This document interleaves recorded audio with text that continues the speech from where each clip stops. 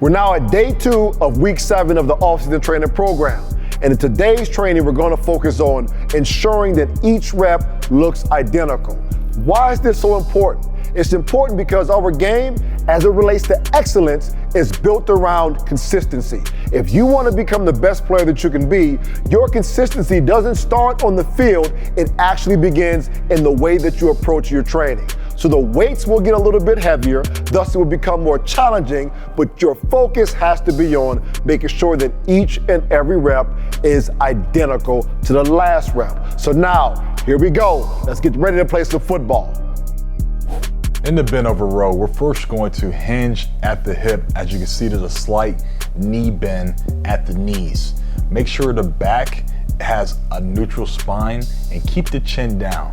As you pick up the bar, really focus on engaging the backs of the upper muscles and pull the elbows up while allowing the bar to touch the chest and controlling it on the way down. Make sure each rep looks the same, feels the same, and continues to stay the same.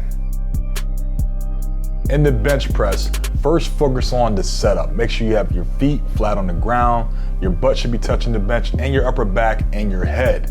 When you grab the bar, make sure that your knuckles are facing the ceiling. When you're allowing the bar to come down, make sure you're bending the bar, allowing your elbows to kind of be pulled in medially towards your spine and towards your body. Now control it down, press it up, make sure each rep looks the exact same. Don't allow it to bounce off your chest, just really allow it to touch lightly and then press it really strong.